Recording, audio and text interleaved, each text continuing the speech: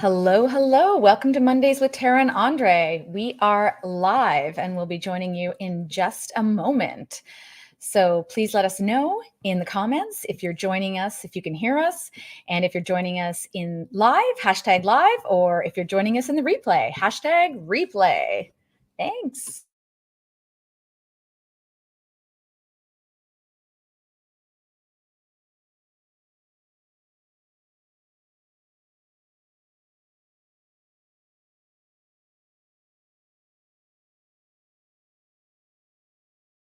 Hello, hello, Andre. Hey, Tara. Hi, good morning. Good morning to And you. good morning, everyone who's watching. Oh, I see comments in there. Can you hear us live? Yes, can hear us. Hashtag live. Yeah. All right. All right. Well, happy day after Super Bowl for those who watched it. Yeah. Did you guys watch the Super Bowl? You can let us know that too. I went to a party. You and I went to separate parties. We did. Yeah, and we neither of us are really football watchers, right? So it's sort of interesting. I think I went more for the party rather than the actual game. But it was super fun. Yeah, I think a lot of people tune into the party more than they tune into the game. It was a good game up until the last 2 minutes when a flag decided it. But other than that, it was entertaining. It was very entertaining. Yeah. Yeah, so thank you for people who are saying that you can hear us. Oh, somebody's watching us from YouTube. Awesome. Oh, I forgot to mention, I should put it in the post that sometimes we can only see people as Facebook user unless you give StreamYard permission to see your name. And, totally up to you if you want to. We can always comment later, but we love to see who's actually on. And you can do that by putting in streamyard.com/Facebook, and then we can see you come up. So hello. So let's jump in. So for those of us who don't know us, I'm Tara Lynn Franco. I'm a relationship and awesomeness coach. And I'm Andre Turcotte. I'm a sex positive registered psychotherapist. Yeah. So we are Team TNA, and we come here live every Monday. I think I was looking at some of the things yesterday, Andre, and I think there might be up to 100 videos, 100 broadcasts that we've done on various topics around polyamory and, everything about navigating open, polyamorous, non-monogamous relationships. It's been amazing. So it's so much fun coming here every week and sharing with everyone. So if you've missed any of those things, there's tons of topics in the guides section of the group. So yeah, and a lot of this, Andre, we've learned and through our training, but also working with couples and individuals who are going through this sort of navigation transition process right now. Yeah, they're transitioning from being in what we call a closed relationship, right? Being monogamous to being in an open relationship, being non-monogamous. And Exactly. the transition is, it's interesting how it's going to, what path people are going to take. Are they going to take the one that is of least resistance with least amount of bumps, or are they going to find themselves working through the mud? Exactly. And that's why we talk about attachment styles, because our attachment styles, like how we present ourselves in relationships, has a huge impact in this. And so that's why it's part of our program as well. So today's topic is why most people struggle with insecurity in polyamory or open relationships, and why knowing your attachment style can change this. So today we have a special worksheet. So stay to the end and we'll give you the secret word to put in the comments and we'll send that over to you. And just a reminder, if you want to get notified about our lives and get the exact link to find the replay or find us live and to be sent the worksheet automatically, you can sign up with our little friend Polly, who will send you a message on Monday where you can join us, and we'll drop that link as well. And it's probably in this post as well that goes along with this. So yeah, so let's start in. So with a question. So we did share the attachment style quiz, and if you don't have that, you can drop quiz in the comments right now and we'll send it to you later. But we're curious to know if any of you like what your attachment style is. If you know what it is, if you're willing to share it, that would be awesome. Do you know your attachment style, Andre? Your default attachment style? Well, it's an interesting question if I know my attachment style. I think it also depends on when it might have been taken, and what were the circumstances, who was I with. So we are plastic as human beings by nature, right? We change and we adapt. That's why there are billions of us, quite literally, because we are so flexible, but we do change over time. And depending on where we're coming from, where we are and where we're going, it may shift over time. So the attachment styles that we're looking at are often imprinted on us through our caretakers, right? Our experience Yes. as children, Mm-hmm. our object relations, and they may inform us and create a certain type of position, but that's not to say that that will remain fixed and imprinted with us forever. In fact, much of the work we do is to help bring us from one of the insecure relationship styles to a more secure relationship style. So my initial relationship style was less secure, and today the latest one that I've done indicates that I'm much more secure. Exactly, Very exactly. Yeah, interesting. it's this how we are in relationships, or how we is directly related to how we experience closeness with our attachment figures, like you said, our parents, caregivers, siblings, even grandparents. And that's what sort of forms our, like, what I like to refer to as our default style. And I say default is because often if we've worked on things, sometimes when we're triggered, we might default to that other attachment style because it's more familiar and that sort of thing. So, and all these things, I think, they impact how secure we feel in our relationship, the personal meaning we give experiences we have, and then any expectations, both positive and negative, we have in our relationships. Yeah, exactly. And what's interesting as well, what I find interesting, we've done a lot of reading lately because we've been building our program, and one of the modules is on building secure attachment. And some of the reading we were doing talks about unconsciously choosing partners to act out our parents' familiar roles, or we might even take them on ourselves, even when we swear we're not going to pick partners that are like our parents. And then we continue to have that repetition, even if we're not consciously aware of it. That's it, exactly right. So it's what's called in formal analytic terms as the repetition compulsion. So we may have the insight, we may have the awareness that we're not wanting to do this. Our conscious mind says no, and yet our unconscious mind may still be playing out things that are unresolved, or patterns that, while they may be difficult, they may be familiar to us. So we go to those things, and then we realize this isn't working so well, but then we might be able to go through another process, an authentic emotional process, where we are able to realize and be comfortable in another, perhaps more secure way of being. Mm-hmm. Exactly. So I'm going to share our attachment styles, because we did it a while ago, I would say, which speaks to the idea of being plastic and it changing over time. And it can be in the moment, right? Just like STI testing, right? It's a test. If you do a quiz like the one we shared, it's a picture of a moment in time, right? And so when we did it, I think this is what we had probably it might have been late 2022 or maybe early this year. And this was how the original attachment quiz style, they came out. And you could see we both have quite a high secure attachment, and then varying levels of anxious, avoidant, and then I think you had a little bit of disorganized in that way back then. And, to me, I'm like, yeah, that represents me. I feel pretty secure and that sort of thing. But interestingly, I did the quiz yesterday and you did yours today, and it's a much different picture. Mm-hmm. And It's so interesting. I'm so curious as to what's happened. Now, I think that they've updated that quiz, so that could be factoring it in. But it's showing a lot more of the insecure attachment styles in the balance for me than the secure, which I thought was really interesting. Any thoughts on this? Yours has changed dramatically. And yes, I wonder if it is in fact the way that they are scoring the results. But I'm curious to know, regardless of what they say about your results, how do you feel about it? Because mine has shifted quite a bit as well, comparatively. I think I was maybe around 50% organized in the first one, secure in the first one, and it's seeming to indicate less secure now, percentage-wise, and yet I feel much more secure. So I think, it's always good to question the questioner.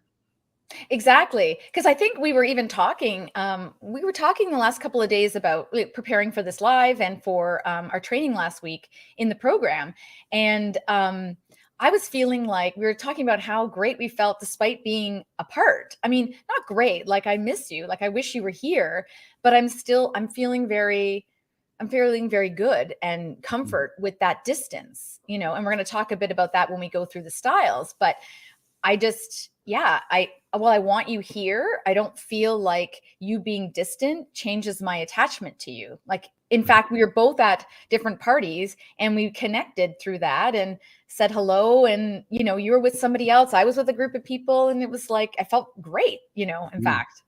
Yeah, it's interesting, right? Because, and I'll speak for myself, I feel that the level of secure attachment is greater now. I feel more secure, and yet the results that we've taken most recently are not indicating that.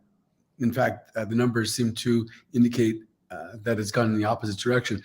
But to look at it in a kind of scientific method way, we've already changed the variable of the testing, so the results may then also yield different results, obviously, right? Yeah. So really, to make it more scientific, using the scientific method, we would have to try and control all those methods, all those variables, and have the same test given over a period of time to really mark the difference. But I think the biggest part of it, kind of like dream interpretation or whatever it is, the words that we choose, what is it that we feel about it? How do we feel about it? So do you feel as though these numbers are accurate? Do they make you feel as though they understand you? But do you, most importantly, start to receive the information necessary? Does it help you to ask questions? Do certain questions in the quiz resonate with you? Or do you say, well, no, that's really not appropriate. It's not me. I don't identify with that. And some people really, just by asking the questions, are already becoming better informed themselves just by starting the dialogue. Exactly. Yeah, I think it's a point in time, and it's also just information. It's data. So the idea of doing these things, any of these kind of quizzes, is just to, like you said, like see what the results are, and then think about and consider it. Just like friends that give advice, like you can hear them, listen to them, but you don't necessarily have to take that advice if it doesn't feel aligned. It's just data, right? All data. So, yeah. So, but the point being, really, for me, is that it starts a conversation, right? That we should talk exactly. about everything, find out how we feel about it. Yeah, like someone said in the comments, it's like, maybe it's because we've been separate for so long, I feel less attached, or, and it's not really that I am have insecure attachment. It's just that I feel less attached in this moment just because we're physically not in the same space, which is a total possibility, right? Okay, so let's jump into the different styles. So I'll share this diagram, and this is taken from Jessica Fern's Polysecure, which is a great book. I was talking a bit about it yesterday in my live. And what I love about this, I mean, there's lots of books and resources on attachment theory, but what I like about this is that it adds that extra layer of non-monogamy and how your attachment style may impact you with that extra lens of non-monogamy. So in that way, it's a really great book. I mean, I loved it. I felt like I had to read it a few times to get really the gist of it, because there's a lot of theoretical stuff in that. So that's why we're here. We come and we break down these things a little more simply. So as this diagram shows, our attachment style is usually associated with either with a low to high avoidance and anxiety level. So, and like you said, I think I'd like to add that that we are plastic, like you said, and it's possible to go from an insecure style to a more secure position over time when you take specific intentional actions and do some work. So, yeah, and unfortunately, the same is true of taking somebody who is rather secure, and you can put them into less secure venues, right, with people who might not be as secure, and it might make them feel less secure as well. So we are very often a product of the constellations, the company we keep. Exactly. We might then go back to our secure relationship when we feel more secure with the people around us. So we are not islands in this, but we can have active mindfulness in going into these situations and remind ourselves that we are secure, but we are able to maintain this position, even if the scenarios are less so. So it's kind of like when we start opening up, we might say, well, these are a lot of unknown factors, a lot of variables coming at me. I'm not quite sure how I'm going to feel, but we can either find a good partner who's supportive and we can explain and talk about these things with each other, or we can simply go into our own and draw on our own banks of information and say, well, okay, I have evidence to support that I am okay and we'll be okay. But the point I want to make about that too is that that's not always easy to do, right? Everyone has to be willing to do that work and looking for those things. And sometimes it's hard to really break them down if you've had some trauma, or if this is, because these things are imprinted on us over time, right? So So I just wanted to show this for one more second, just because there's a couple of different names. And so I think sometimes people get confused when different people talk about attachment, because they use different words. And I think that's because there's different words used or terms used, whether it's attachment experienced in childhood versus attachment in adulthood. And so in this diagram, the red is adult, and then the gray is, the red is the childhood and the gray is the adult. But I think for simplicity purposes, I like the childhood ones, because I think they're more familiar. I mean, they're more familiar to me. So that's what we tend to use. It seems to go as kind of like commonplace in our vernacular, right? People identify with it. They say, I'm kind of anxious or I'm avoidant, and we kind of get the idea of it. Exactly. Okay, so let's start with secure attachment. So secure attachment is characterized generally by low avoidance and low anxiety in a relationship. So this is when, as children, you have caregivers who are emotionally available, they're paying attention to you, they're consistent, and they're providing good enough care and affection and attention. Yeah. So children know that they have a secure base from which that they can explore and learn and thrive, and they have someone there when needed. So they're not on their own. So they can go out, do that exploration, but they have that caregiver figure that's there as a safe haven should something come up. That goes into the idea of object constancy. So we know that even though we don't have the object in plain sight, we're able to touch them. We know we've incorporated them into our mind, and we know that we can go and they'll be with us, and we can come back and they'll be with us. Oh, I should have said for people who are watching to pay attention to these characteristics, because some of these things we want you to see, think about any of these that you identify as we go through, and make note of them. You can even put them in the comments, because that's part of the activity that's in the worksheet, is to recognize some of these things in yourself as a child and as an adult, as a way of sort of working through them. Okay. So where were we? So children with secure attachment build trust in others, and they have, emotional resilience. You know what I mean? They more freely give love and receive love, because they trust that it's there for them, right?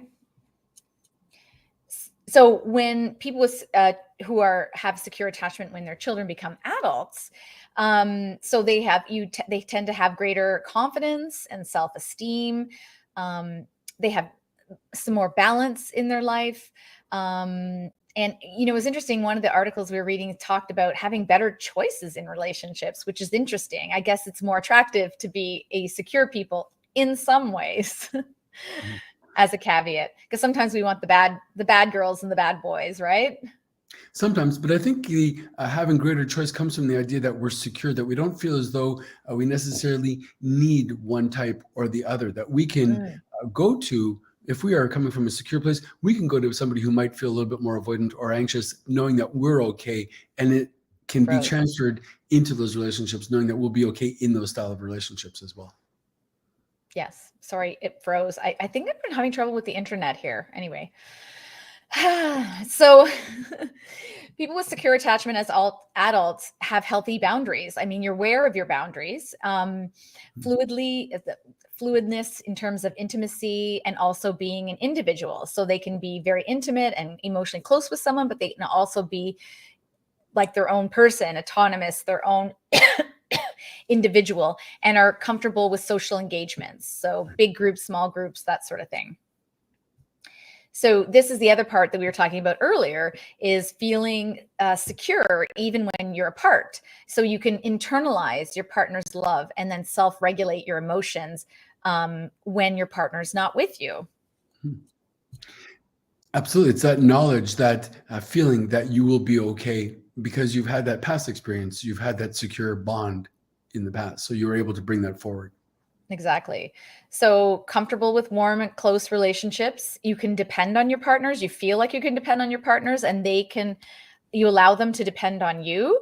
You can, adults with secure attachment can usually more easily ask for their needs to be met. So if they want or need something, and less fear around rejection or being threatened by others. So in non-monogamy, this is an important characteristic. Indeed, it is.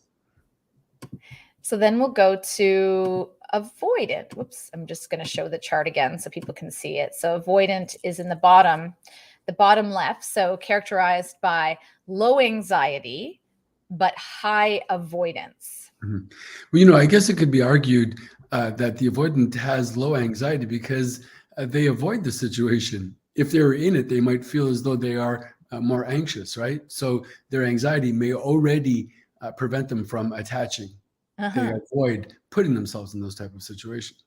Yes. And what how we've experienced with people when there's partnerships, like the classic partnerships of avoidant and anxious, the avoidant actually becomes anxious when the anxious person is acting on their anxiousness, and they will really want to pull away because it feels very uncomfortable to be in that position. Right. But sometimes also what happens is they might form what many might consider to be a codependent relationship, right? So there's a symbiosis that's connected to them where one feeds off the other. Yes. Agreed. So in children would gain an avoidant attachment style when their parent or caregiver is emotionally unavailable or insensitive or distant or even rejecting. So, the child might feel that their emotional needs and their desire for connection are either denied or they're just not met. So as a result, they can deactivate emotionally, step away, avoid closeness, and do not trust others easily. And so I just want to put a note to this is sometimes when a child experiences this with a caregiver, it's not an intentional part of that caregiver to be distant or emotionally unavailable. It can be situational, like a single parent who has to work all the time, or they may be avoiding themselves and have a hard time in sharing that with the child. So. But in some ways, I guess you could argue that being avoidant in that way is it's a coping mechanism. It is a strategy to keep ourselves safe because really what we're doing as little children is we're wanting to be loved. We feel as though it's not as safe or the person's not available. So then we avoid putting ourselves out there being overly vulnerable. So It becomes a defense mechanism, although it is a ill-informed compromise formation because it might have worked as a child in some ways to keep us alive, to spare us from these difficult feelings, but it is not necessarily going to offer us fulfilling relationships as adults. It's not going to allow us that true intimacy to feel connected or secure. Right. And, people like as adults, people with a more avoidant attachment style, they're very independent and self-reliant. They don't want to rely on their partners and they don't want to be relied on by their partners. Right. Which is, that independence can be really valuable characteristic that you can use in other parts of your life, like work and that sort of thing, be very driven. But also may make things difficult, for example, to work in teams and groups because you don't want to have that interaction. Precisely, yes. Yeah. So in adults, some of the things that you may experience if you are an avoidant attachment style is when difficult things arise, you may remove yourself to think through things on your own. And sometimes, the other hard part I think that people experience that we've had people tell us is that they just feel like they can't provide the needs for their partners. They just can't give them the emotional security that they require. It's rather taxing for them, right? It's hard for them to be present in that way at times. It's super taxing. So, okay, so let's move on. So these are just really brief overviews we're giving you today, because I think, the point is understanding your attachment or working towards that will help you start to break down what you can do about it. So the next one here is anxious, which is at the top, which is characterized by low avoidance and high anxiety. So is this you?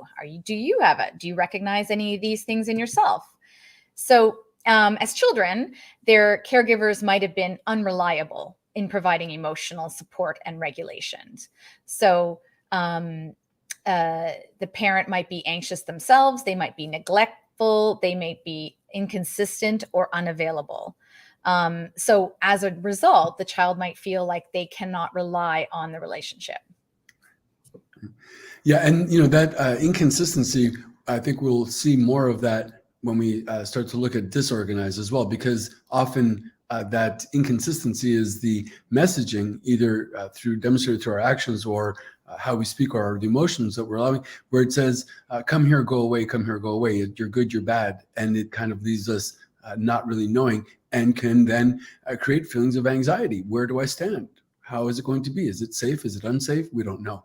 And it creates So as a child, and even as adults, you may worry that your needs are not going to be met. And so you're sort of on the constant lookout for clues or cues as to what actions you may be taking may or may not influence your caregiver or your partner's response. So it's like that emotional seesaw of needs being met and not being met. So children will tend to hyperactivate, so they will be more demanding. They will constantly go back to their caregiver, coming back and feeling like getting attention. So they're constantly on that state of alert, constantly feeling anxious. Right. Another characteristic that happens in both children or adults is this idea of abandonment, this fear of abandonment, or being unnoticed or underappreciated.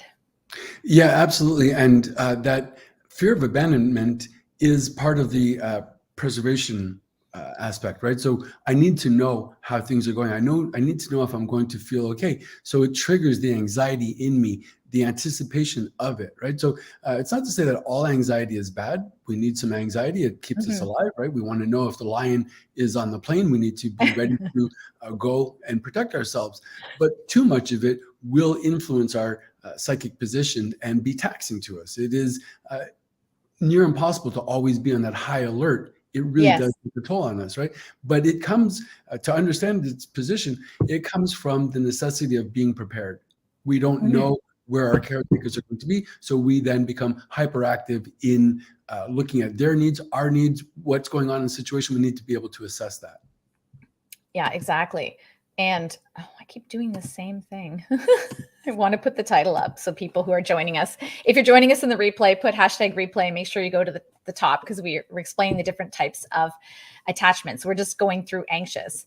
So people with the anxious attachment style, as opposed to someone who's more secure, might feel nervous about being separated from their partner. And that's where we start to sort of build the stories and worry about what's actually going on, what they're thinking about, and all that stuff, and can really, cause a lot of hurt and, dread. And you can feel it in your body, when you have that anxiousness. Like, I don't feel that in my relationship, but when I'm feeling anxious, I can really feel it in my body. And I really have to get out of that state, because it's hard, to deal with those feelings, because can be so intense. Yeah, it certainly can. And they, as you say, may be highlighted in being in an open relationship and polyamorous, where we don't have that model, that structure, that offering that says, well, you and I will be together forever. Whether it's true or not is not the question here. It's the idea that we are affording ourselves this model that would give us the idea that we're going to be secure in that. When we come into open relating, now all of a sudden we have partners everywhere, and our partner is going out with somebody else, and where is that going to leave me, and how am I going to be? So it may be initially the worst possible scenario for us until we are able to recognize these things and then move from being anxious into secure attachment. And it is possible to do. Yeah, because if you're starting from monogamy, even if you came into a relationship with a more insecure attachment style, you may feel comfort in the security in your relationship as monogamy, like you said. But as soon as, and then so people will open up and start to explore, and then there some of these, attachment patterns start to emerge when you start seeing people and doing things and that sort of thing. And it's like, you're like, whoa. And people can be quite surprised by it, which is why we talk about it and try to understand it more. But that's not to say that we don't find anxious people in marriages or in close relationships as well, right? Even if we have these tenets that say we're going to subscribe to this, we might even have a marital contract that says this. It doesn't mean that it's going to free us of these anxieties that we might have. The fear of abandonment may still be there regardless. Exactly. Which is why you need to kind of work on the same things, and not just rely on that structure, because your partner could be traveling for work, they could be seeing friends, and you might feel like you're all on your own, or you might be, creating a lot of dialogue and inner stories about your relationship and what's happening with them, regardless of how you relate. If you're monogamous or not monogamous. You're absolutely right about the stories, because even if they're not away, right, they may be physically right next to you, holding you, telling you that they love you, and you might still question it and be suspicious of it and feel anxious about it. And then even the idea that maybe they really do love you might, that in itself, make you feel anxious if you're not willing and able and ready to receive it. Yeah. Well, some of the things I've heard from people recently who are monogamous is that, they're having trouble communicating with their partner, and this is causing a lot of anxiety for them. And they feel unattached because it feels like they can't agree on certain things. And because they're having some trouble communicating, it sort of creates this anxiety within the relationship. And it's hard when, you're going through that. So communication. That's what it's all about. Okay, so we're still on, I think we're pretty much covered anxious. So let's go into the last one, which is disorganized. So this is where you have attachment style where you have high levels of anxiety and high avoidance. So it's quite interesting. This is what I would call, would you say this is like the extreme version of insecure attachment?